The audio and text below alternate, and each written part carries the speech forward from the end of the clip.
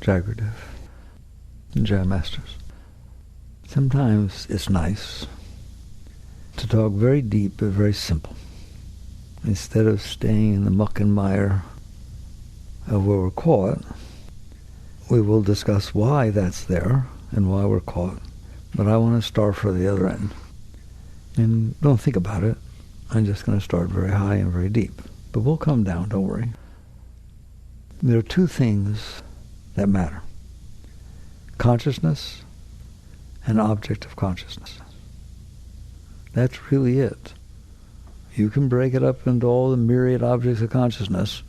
Your children, your wife, your spouse, your school, your degrees, your everything. Those are objects of consciousness. There are things that you are aware of. You're aware that this happened to you. You're aware that who you're married to or not. You're aware you got divorced. You're aware of a lot of things. There's awareness, and there's the things you're aware of. Can I start there? Because that's the truth. If you weren't aware, you wouldn't know they happened. They're nothing. They're not in your consciousness, not in your awareness. So it requires awareness, consciousness, and an object of consciousness, an event, an experience, something that you are aware of. That's what's going on. There's nothing else going on. No matter what it is you experience, it's something you are aware of. Otherwise, you don't know what happened, and it's not an issue. So you shouldn't get lost there. Now, what are the objects of consciousness? Where do they come from? And what is consciousness? Where did it come from? Because those are different things. Awareness is a thing. You are aware. What you're aware of is a thing. Sometimes they're called subject-object. Subject is always the awareness itself, and the object what you're aware of. Sometimes it's called consciousness and an object of consciousness. Sometimes it's called awareness and what you're experiencing with your awareness. If you want to grow spiritually, you have to understand that, not believe it. Why? You are it. Why would you believe what you are? Are you aware? How do you know you're aware? I'll give you a quiz. How do you know you're aware? That's a stupid question, isn't it? I wouldn't have heard you if I'm not aware. I am awareness. Awareness, consciousness, same thing. So there's the awareness. You know, they often call consciousness the light of consciousness. The light of consciousness. Why? Because the properties of consciousness are very similar to the properties of light. What does that mean? Like if I have a Kleenex box, the properties of a Kleenex box are not similar to light or consciousness. Why? It just sits there. It doesn't go anywhere. It doesn't know nothing. It just sits there. But light, if you take a source of light, it doesn't just sit there, does it? It emanates out. It shines on things. The Kleenex box doesn't. Your hand doesn't. Your eyes don't. Light has a source, and it emanates. It shines away from itself, projects away from itself, like the sun. The sun is a beautiful example of light. It's sitting out there in the middle of outer space, been there, by the way, for 4.5 billion years, doing the same exact thing, throwing off light. And the light emanates in every direction, doesn't it? The sun doesn't go anywheres, but its light comes down to earth, goes everywheres. That's a very amazing quality of light. Form doesn't have that. Light does. It emanates out. Consciousness has that property. What do you mean? Where is your consciousness? On your toe? It's here, isn't it? Don't you look from here? Okay? You are projecting your consciousness out onto objects, onto your thoughts. Can you be aware of a thought and then decide not to be aware of it and shift your consciousness somewhere else? Can you feel an emotion start to come up that you don't want to feel and shift your awareness off that emotion? Don't worry, it'll come back, but shift your awareness off the emotion. You do it all the time. Can you look at a picture and then decide you want to look at something else? Can you move your consciousness, your awareness? Picture didn't have to move. You moved your awareness onto different thoughts, onto different emotions, and onto different objects outside. That's like a light shining on things. A light can be here and it can shine there. and then it can turn and shine there, and it can shine there, it can shine there. That's what your consciousness is doing. It's aiming itself. It's focusing itself. Can a light focus? Can a light be laser sharp? And can a light be broad beam? You go to a store. You buy a broad beam spotlight, 30 degree, 60 degree, 90 degree. How broad is the band of the spotlight, all right? Or it could be 10 degree. Well, that's like just boom, all right? Your consciousness does that, doesn't it? Can't you just completely concentrate on something? You just naturally draw your attention there. You get lost in thought. Well, when you're lost in thought, are you listening to anybody? Are you aware of what's going on outside? No. Why? Because the exact same awareness, light of consciousness, is shining on your thoughts and not shining on the outside world. You can make it if somebody goes, pay attention. Well, sorry. All right? And what shifts? The world didn't shift. Nothing changed. You focused your consciousness onto a different object of consciousness. Do you understand? This is the most important thing that could ever be discussed in the history of the universe. If you shift your consciousness, I swear, some of it is so deep, it makes me cry. Because you're able to do this. If you shift your attention, your consciousness, your awareness, off the object, back to the source of consciousness, where did it come from? Where did your consciousness come from? How did you get to be conscious? Where is it? What is it? The yogis who went very, very deep say that consciousness is God. That is what you mean by God. That the entire universe is made of energy, and that energy is what we call Chit Shakti, conscious energy. The same thing. It's the same thing. When they go down to the quantum field, those of you who get into physics, Einstein equals mc squared, all of that is saying everything's made of energy. The quantum field is everywhere and emanates out of that quantum field of energy. Particles would put themselves together into atoms, et cetera, et cetera, et cetera. That's what's going on. All of physics says that. All countries agree. That's what's going on. That's the standard model. It's called the standard model of physics. Okay? Yoga, from the beginning of thousands of years ago, the Upanishads, the Puranas, et cetera, how do they know all that? Thousands of years before Einstein, before anybody. Saturn said the entire universe is made of energy. Whoa, it's written. The entire universe is made of energy, but they went further. Consciousness has a force. Consciousness itself, awareness itself, has a force, and that force is the energy you're seeing. Therefore, they called it Chit Shakti, not separate forces, energy and consciousness. Chit Shakti, they're the same thing. Conscious energy is the force. Just like those of you, again, that are into any sort of physics, understand 1800s, 1900s, whatever, they thought that electricity and magnetism were two different forces. They found out they are the same force. It's called electromagnetism. It's the electromagnetic force. If you take a magnet and you twirl it around, it makes electricity. If you take electricity and you twirl it around, it makes a magnet. That's what your generators are. They're giant coils spinning around magnets, creating electricity. All they're doing is playing with the same force, electromagnetism. That is what the great masters from thousands of years ago said the universe is Chit Shakti, conscious energy. They are the same thing.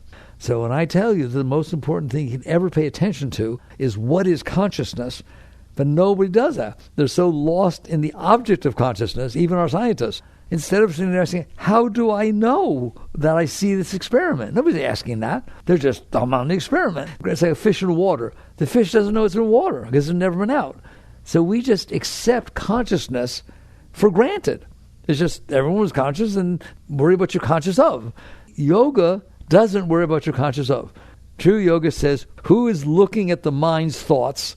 What is looking through the eyes? What is consciousness? Not what you're conscious of. What is consciousness itself? When you've ever heard of enlightenment, that is enlightenment. Enlightenment is not you're very intelligent, you read the Bible backward and forward, the Gita backward and forward. No, that's not enlightenment. That's mental study that you're aware of. Enlightenment is when the consciousness itself returns to the sun. The rays of the sun that are emanating in the earth lighting things up, instead of paying attention to what they're lighting up, you're paying attention to what is the light and where's it coming from. That is yoga. That is true yoga. That question of not what am I conscious of, Not what are my thoughts, not what is my body, not what is the world out there. Fine, it's out there, I know, because I'm conscious. How am I conscious? Where did my consciousness come from? What is it? What's it made of? What's its nature? That is what yoga studies. That is what the great masters studied and spoke about. What did they find out? I told you, I'm going to go deep, then we'll come back down. What did the great masters find out? Ramakrishna, Sai Baba, Christ, Buddha, okay? Doesn't matter what religion you're dealing with. What did the great ones find out? I'll use Meher Baba, a great enlightened master, all right? He said, I used to be conscious of me. I was conscious of my thoughts, I was conscious of my feelings, I was conscious of my body, and I was conscious of what was in front of me. So there was this drop of consciousness that was looking out, being light of consciousness. It's shining out. It's illumining the thoughts, it's illumining the feelings, it's illumining the world that you're looking at. That's why you're conscious, that's why you see it. When I went far enough back and let go of what I'm conscious of and focused on the consciousness itself, back at that drop, that place where consciousness comes from, I fell backwards. And that which was the drop fell into the ocean and could never be found again. Christ said, my Father and I are one. That is what it means. That your consciousness, individual focus of consciousness that was focused on this, stop being focused on this. And you know what I mean by this, right? Your everyday everything. And fell back into the ocean of consciousness. I'll tell you something, I know why I'm talking about this. Every single drop of consciousness is exactly the same. Your consciousness is the same as his consciousness, same as her consciousness, same as everybody's consciousness. Consciousness is a thing. It has a quality, awareness. It's aware of things. Your awareness is the same as hers. What you're aware of is not the same. See the difference? The light is the same. The light from the sun is the same. It's all the same light.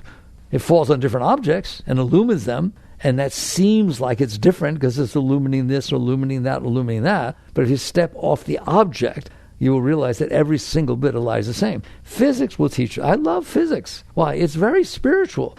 Most of you don't study this stuff. All right, I don't study it, but I at least know enough to talk about it. What is light?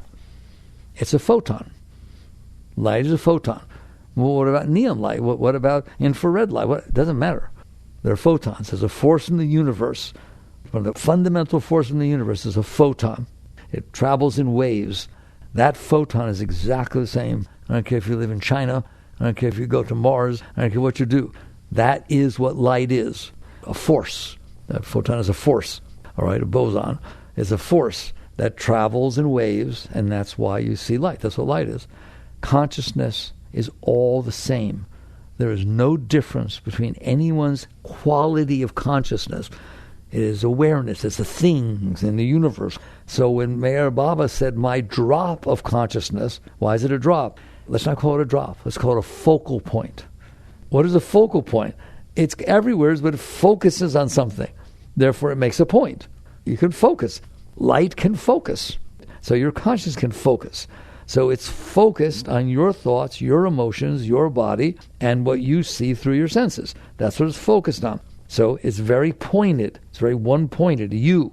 When Meher Baba fell back behind that, got back to that point, and then let go, died to be reborn. I tell you, I'm a nice Jewish yogi. I could just sit here and quote Christ all night. Why? Because Christ was a fully enlightened, highest being that walked the face of the earth. From a yogic point of view. When Yogananda came over here back in 1920-something to talk at the Conference of Religions up in Boston, he said Christ belongs to the yogi. Why would you say that? Because the state that Christ was in and what he said and taught is the essence of yoga. What does that mean, my Father and I are one? Well, I don't know, what does Meher Baba mean when he said, I fell back behind, and that which was a drop became the ocean. That which was a focal point of consciousness, okay, the light was shining on me, fell back into the source of consciousness. That's enlightenment. People walk around saying, I'm enlightened. Don't believe them. They shouldn't say it. In the new book, toward the end, I said, please don't say you're enlightened. And when I had my interview with Oprah in the book, Oprah's very beautiful, very deep. She just said that's one of her favorite parts of the book. There are people run around saying they're enlightened, wanting to have a spiritual ego. What did Lao Tzu say? Those who say don't know, and those who know don't say. That's why. So don't use that word. Leave that word. When you have become one with the universe and stay there, Meher Baba had to be taught how to come back so that he could teach because he was merged with the universe.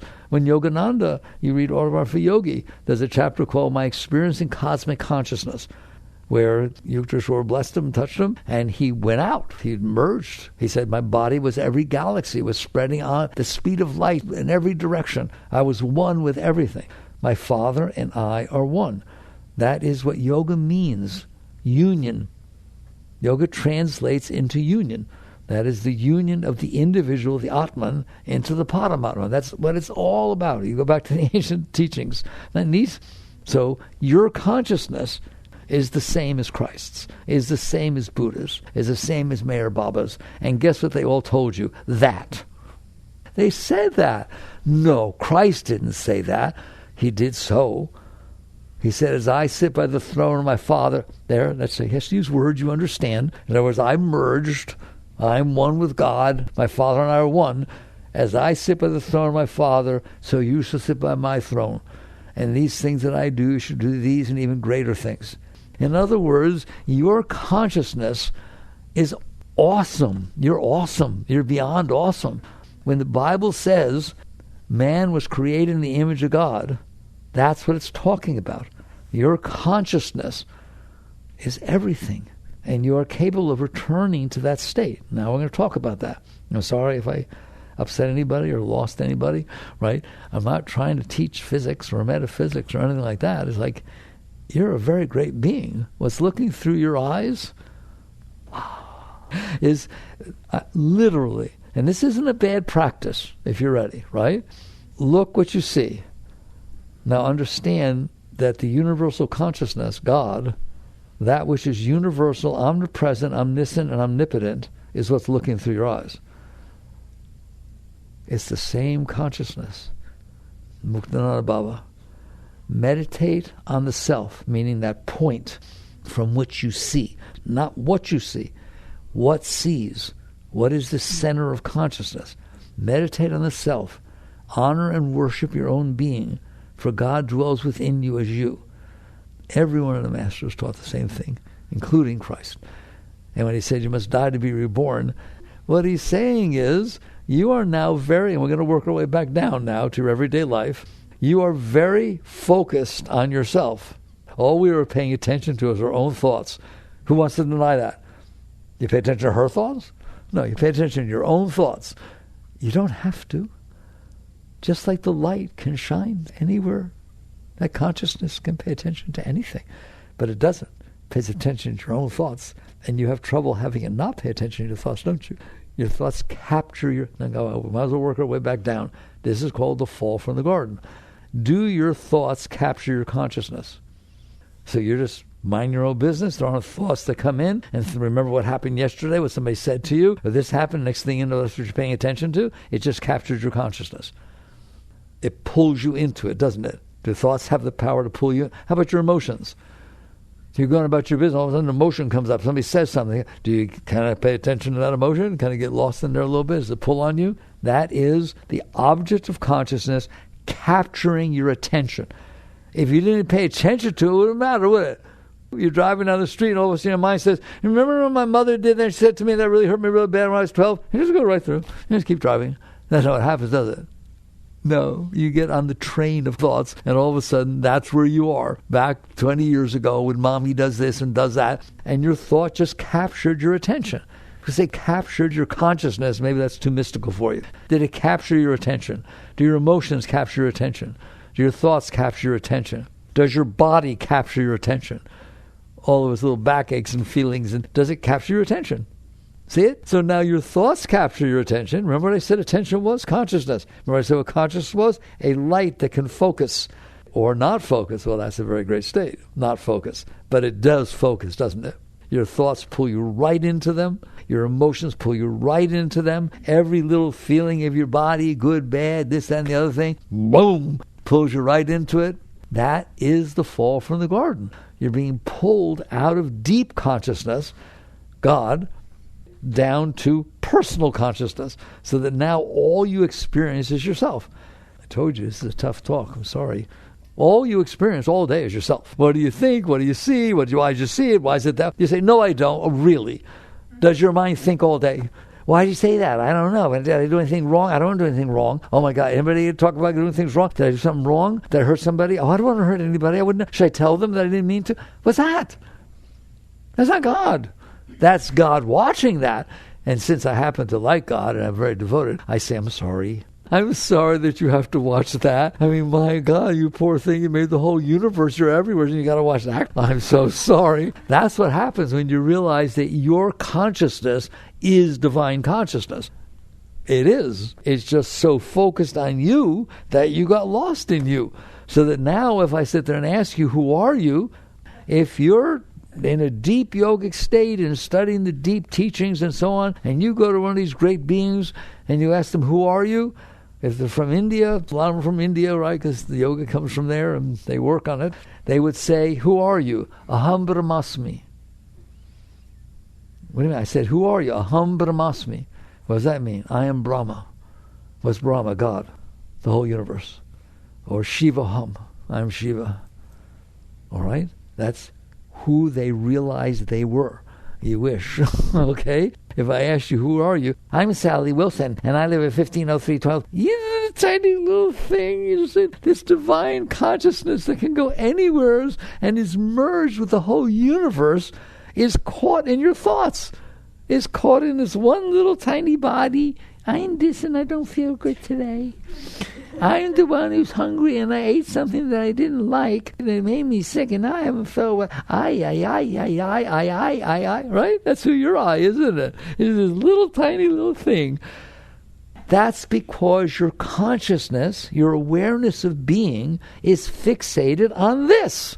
What's this? This body, this sense, what the senses pick up, this tiny little thing. Right now, look what you're seeing. I see you looking at me. You pick up this little bit, right? What are you missing?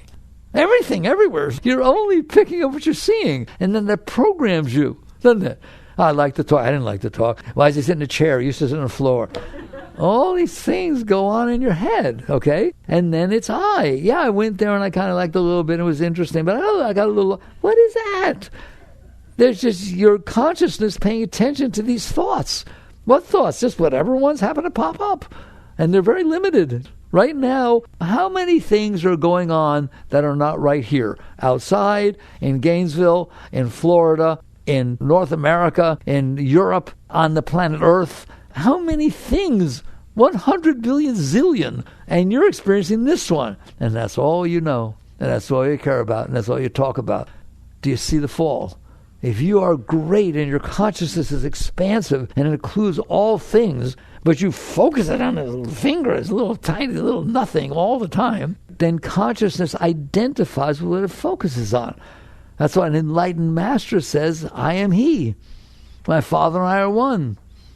That's what Aham Brahmasmi, you don't have to learn the Sanskrit words or anything, but Aham Brahmasmi means my Father and I are one. I am Brahma. I am the creator of the universe. I am everything. Right? That's not the ego being, but here's an ego for you. My God, how dare he say something like that? It's blasphemy. No, not if he's enlightened. Then it's not blasphemy, it's the truth. He's not identified with this thing. He's identified with the source of consciousness. See the difference? It has a source that it focuses. If you identify with what it's focusing on, then it says, I'm Mary Wilson and I'm 43 years old. Well, who were you yesterday when you were 42.53? Because you just told me you're 43. You didn't exist last year when you were 42?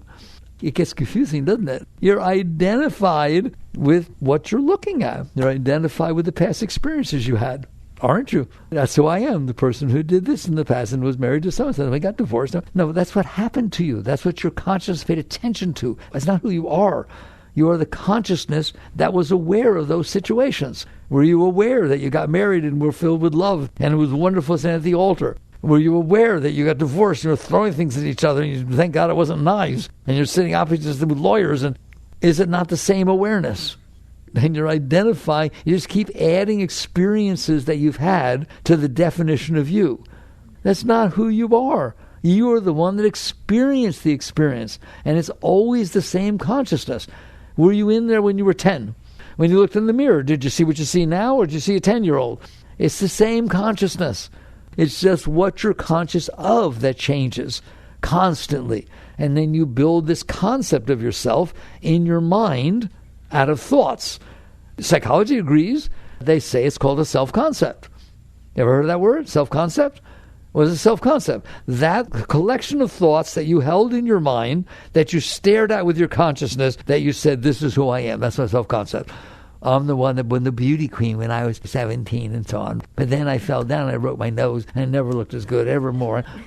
That's who you are, or that's what happened to you. You are the consciousness that experienced these things. But what happens is the experiences we have leave impressions on our body sometimes, and they leave impressions on our mind, they leave impressions on our emotions. We hold them inside, we suppress them, we hold on to them, and now they keep coming back up. I'm the one that I had this terrible experience when I was young, 43 years ago, and I just can't let it go, and it bothered me all the time, and I had bad dreams. That is not who you are.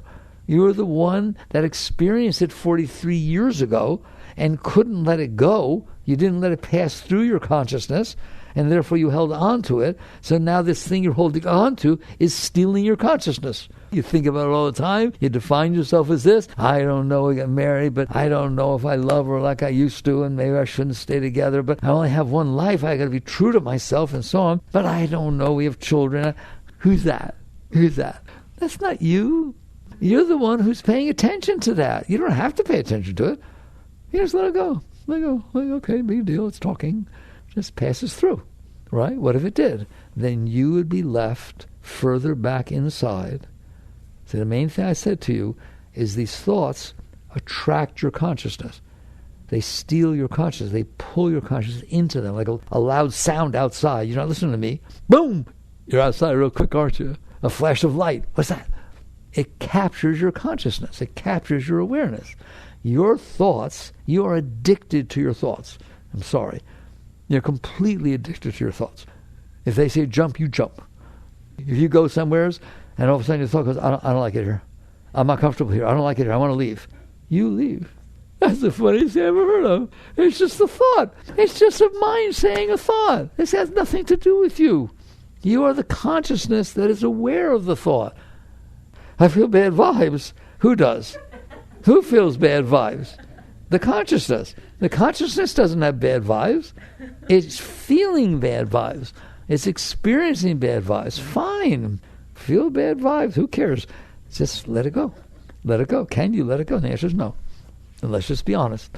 You can't just let it go. If all of a sudden your mind says, I'm on a date, and all of a sudden the mind says, boy, I really like her or like him. This could really be something, right? And then you kind of flirt a little bit and get all interested and so on. And then you get home and you say, I don't know. He slurped his soup. My father used to slurp his soup. I don't want to hear from him. God, I hope he doesn't call me. I hope he doesn't call. What are you doing? Those thoughts are not you. You are aware of those thoughts. You are the awareness. I'm going to cry. You are the awareness. You're busy caring about what you're aware of. You are the awareness itself. That is the spiritual path. That is the spiritual path. That is what it means to become conscious. You're already conscious. You're all conscious. You've been conscious from the beginning. All right? And then you're worried about what you're conscious of. Everything's about what am I conscious of. Certain things make me feel good. What does that mean? My consciousness feels something, an object that feels good. Certain things make me feel bad. What does that mean? My awareness is aware that there's a bad feeling in front of me. What do you do about that? Everything. Everything. You sell out 100%. If it made me feel good, I want to own it. I want to keep it. I want to grab it. I want to cling to it. You better get away from it and don't you talk to it. And if it feels bad, I don't want to do this. I don't have nothing to do with it. I'm not. In other words, you let the fact that it felt good or felt bad run your life. Don't worry, everybody does. You literally let it run your life instead of asking, who felt that? It felt good. Fine. Who noticed that it felt good? What's that consciousness, that awareness of being? Nobody will stay there. Why? Because it's so powerful that it pulls you into it. It felt good and I want it again. And you're saying I is the one that wants it. yoga is always, spirituality is about who knows that you know this. What is the consciousness that is aware that the heart opened? What is the consciousness aware that the heart closed? What is the consciousness aware that somebody said something to me and now my mind is freaking all over the place? How do you know? How do you know your heart hurts? How do you know your mind's bothering you? How do you know? I can't sleep. All these things are bothering me and they come up and I feel, how do you know? How do you know? How do you know that's happening? That is the question. That solves everything. How do you know that your mind is bothering you? How do you know your heart hurts? Who's that I who's in there that feels it? Because that one doesn't have jealousy and that one doesn't have fear and that one is completely perfect. The consciousness is the highest thing in the universe. But you won't do that. You get pulled into the object of consciousness constantly. The thoughts, the feelings, the body, the this, the that, they just pull it all down there. And the next thing you know, you're so lost. What are you lost in? Me. I lost being me, being this tiny little human that has to have things. I have to have things the way I want them. Why? Otherwise my heart hurts. Otherwise my mind bothers me. How about you? And I better figure out what I want and I better get it. Right? Otherwise something's wrong. There I am. My consciousness is not this expansive, great, unbelievable thing, force of oneness.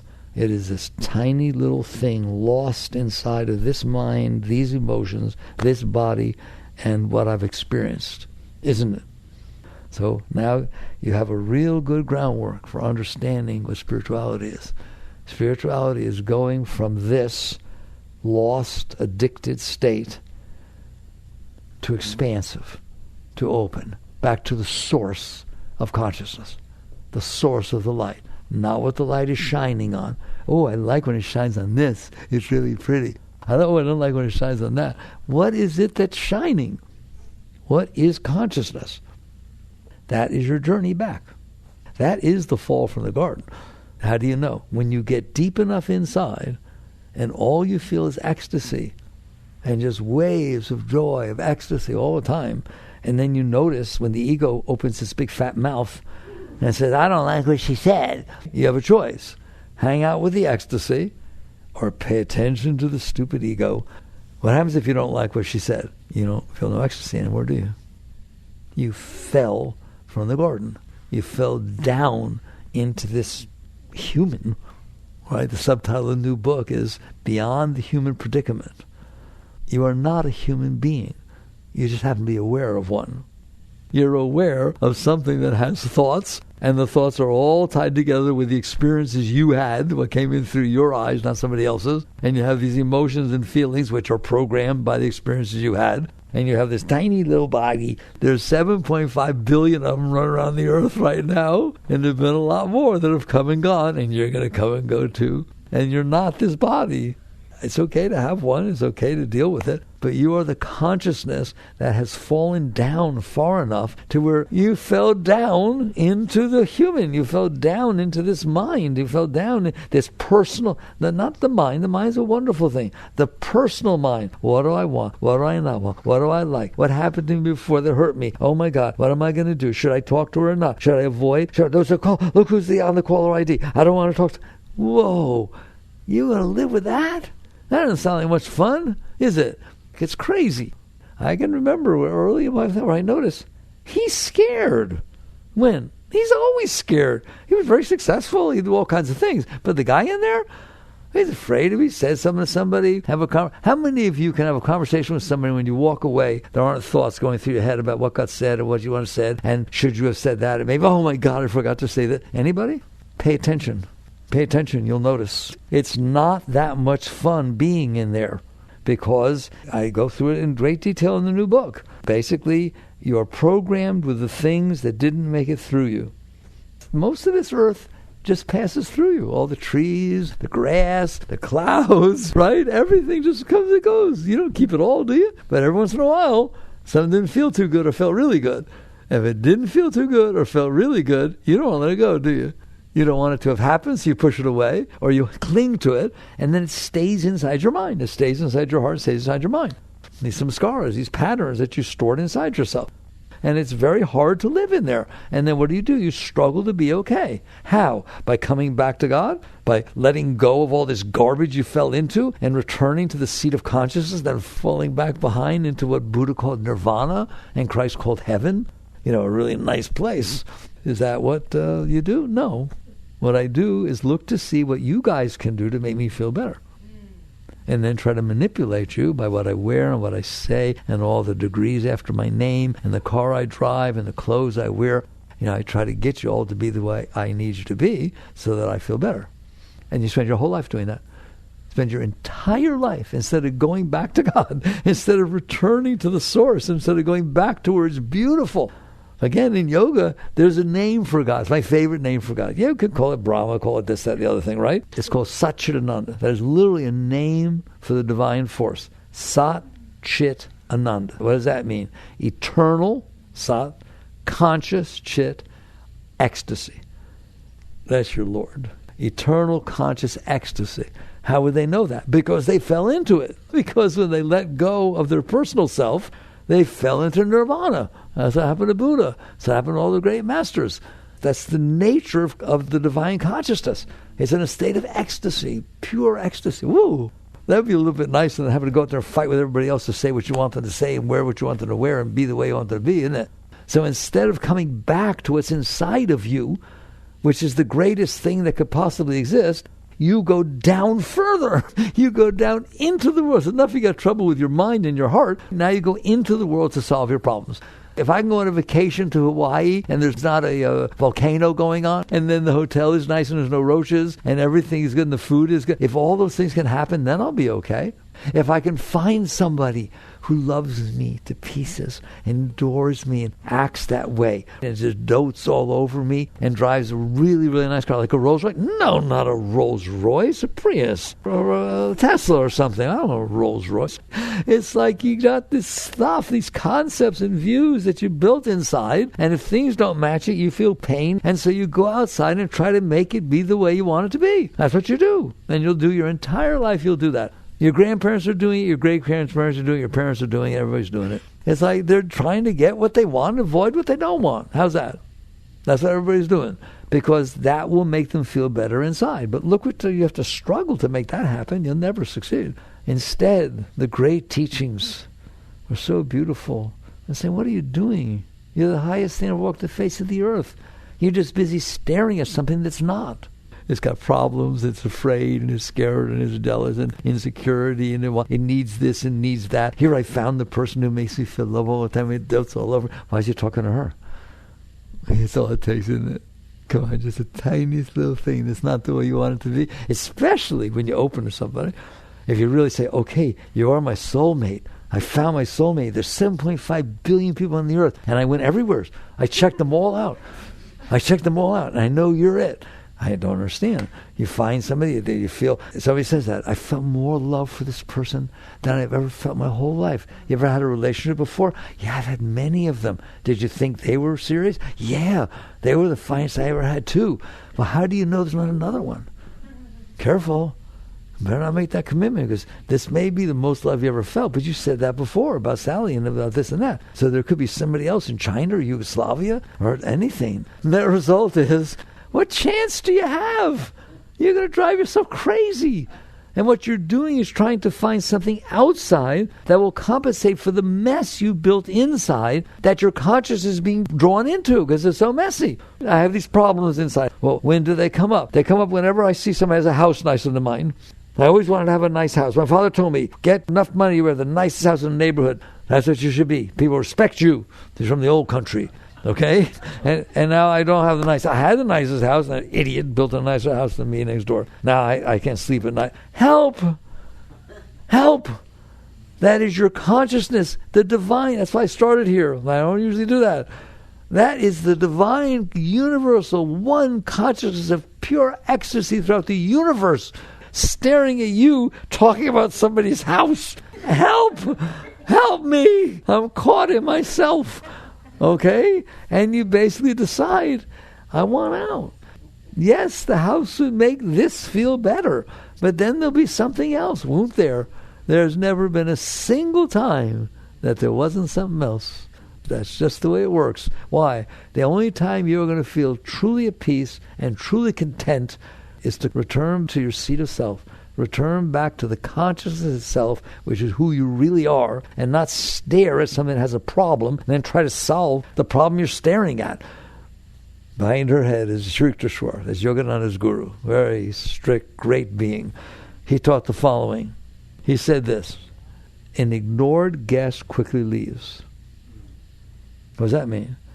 If it starts talking, just let it pass. Don't pay attention to the stupid stuff. Otherwise, you'll get caught in it, and the next thing you know, you're out there running around like a chicken with your head cut off, trying to get this or get that or get that, and it's never worked. Your entire life, you said there was something, if you got it, I'd be fine. Sometimes you get it, you're not fine. Are you? How come 50% of all marriages in the United States end up in divorce? I know, I do, I studied it. When they go to the altar, there's a pact. All right, we'll do this for a few years, then we'll get divorced. Is that true? No. If you ask them sitting at that altar, you guys going to turn against each other, throw pots and pans at each other? And hire lawyers and yell, scream, all kinds of things? No. This thing you're resting on. Let's go back to Christ. What did Christ say? Don't build your house on sand. You're building your house on top of the garbage that your mind is talking to you about. You're building your house on the garbage that your hurt heart, that's not whole and complete and can't feel love properly. It needs something in order to feel love. You are love. And when they say God is love, who understands this? In other words, when you are open and your heart is open and your energy is open, you feel this force of love. That is coming from this higher place. But when you're closed, you don't feel it. You close the window. Open the blinds, light comes in. Close the blinds, there's no light. There. Open up, you'll feel this flow coming through you. Love, joy, inspiration, beautiful, beautiful things. That's because you're open. You're letting it flow. Close it down, and all you're going to feel is pain and lacking and needy and all that stuff. And so now you're going to go buy into that. The teachings are, come back to the seat of consciousness. How? I have 5 minutes left. You know how long it takes? 1 minute. Not 1 minute to do it. 1 minute to explain how to do it. Right? Are you in there? Check. It's like what you do before you take off with a plane if you're a pilot. Say, am I in here? Yes. Am I aware that I'm in here? Yes. Am I aware that there's a mind, a very personal mind, that just keeps yakety, yakety, yakety, yakety, telling me what's wrong, telling me what I need, telling me how to fix it, telling me everything. Check. Okay? If I got a heart, that if somebody says a nice thing, it opens it, and it is the wrong thing, it closes down. Right? Got all that. Do I have a body with its thousands of natural shocks that flesh are heir to, as Hamlet put it? Do I feel all this stuff, and can it feel really good? And do I sell out because it felt good? Does it feel bad? I won't. And are there things that can happen outside that make me freak out inside? Yes or no? The things that happen outside that make me feel wonderful inside. There. Check, check, check, check, check. And ignored guest quickly leaves. Not a suppressed guest. Not a renounced guest. That's not ignoring, is it? That's pushing it away. An ignored guest quickly leaves. If you can sit in there in the seat of consciousness, which is where you are, the sun is always in there in the sky. The fact that the rays are coming down here, fine, but the sun is always out there. It never moved. Your consciousness is back here. It is looking down on all those things I just said. Are you capable of just saying to your mind, knock yourself out? I'm going to fight with you. I'm not listen to you either. Just, there it goes. You've heard them teach, clouds passing by. That's the thoughts are clouds passing by. The personal mind. What about the personal heart? Clouds passing by. You can't do that yet. But an ignored guest quickly leaves. What he's basically saying is if you don't pay attention to that stuff, it's going to go away. You're the one's holding it in there. You're the one who held on to all that stuff that you couldn't handle before, and now it's making all that noise. If you let it go, how do you do that? I go into great depth of that in the new book. I go very slow and very deep. You start with very simple things. The weather. Can you handle the weather? What do you mean? Was it hot today? Did you complain? Did it change anything? If you complained? Felt like 107. That's very hot. So what? And the complaining doesn't change it, does it? Complaining about it, etc., it ruins you because you complained about it. Has nothing to do with anything. So you just basically start with things that are simple. The driver in front of you, the weather, what somebody said, or at least you think they said. I don't know and sure what they said, but I don't like how they looked at me. I think my favorite, and it's funny, you write the book, and then I read it. I have read it. I've even listened to it because I like the teaching. I want to hear them. And there's a line in that book that is really affecting me. I really am practicing it more than I used to bother to practice it. And that line says, the moment in front of you is not bothering you. You are bothering yourself about the moment in front of you. What that person said and then walked away is not bothering you. They're gone. You're bothering yourself about it. And you start looking at it, you go, oh my God, I do that all the time. The weather happens, it's hot, I sweat a little bit, so what? Say I sweat a little bit. You bother yourself about it. It's not bothering you. It's very natural for the body to perspire. You go into an elevator and you burp. Uh-oh. The burp is not bothering you. The moment's not bothering you. You're bothering yourself about it. You get, oh my God, I'm so embarrassed. This is terrible. I'm not going to eat cabbage anymore. Whatever. The driver in front of you is driving slower than you want to go. That is not bothering you. It's not bothering you. Nobody's hitting you with the head. Nobody's slapping you. Nobody's hitting your car. You're just driving down the street bothering yourself about it. That's how you free yourself. Now I'm going to stop. You don't have to do the heavy lifting to start with. You start with the low-hanging fruit, the simple things. You sit there and say, obviously, if I'm bothering myself, I'm going to be bothered. Right? It's pretty straightforward stuff. Maybe I should stop bothering myself. Instead of out there manipulating the world so nobody drives slower than you want to or faster than you want to or turns without putting their blinker on or the lights, they shouldn't stop when you're in a rush. They shouldn't go red, should they? And you bother yourself about it, don't you? And then you wonder why you're bothered. That's how you work. You start at the simple things inside and you become a conscious, mindful being who notices, I don't have to do this. I don't have to participate in bothering myself and then wondering why I'm bothered. I'm going to stop bothering myself. How? By not bothering myself, by letting it go. Play with, I'm not going to bother myself anymore. There will be things that happen you have to deal with. I'm not saying nothing you have to deal with, but I guarantee you 90% of what you bother yourself about doesn't have to be dealt with. If you weren't bothering yourself about it, it wouldn't bother you. And this is how you release the hold that this lower aspect of your being has on your consciousness. You raise it. You work with yourself. And the next thing you're going to know, over time, you're going to start to feel happy. Why? Because you stop bothering yourself. All right? If somebody was punching you in the arm all the time, all day, you probably wouldn't feel too good. You're punching yourself in the head by bothering yourself. If you let go, you will naturally drift up. And the next thing you know, you'll be more conscious. What does that mean? You'll be more aware that this stuff is pulling your consciousness into it. And over time, not right away, over time, it won't do it anymore. The little stuff will just pass through. Then what used to seem like bigger stuff will seem like little stuff. You know, yes, that's right, she said that, and whatever, she had a bad day.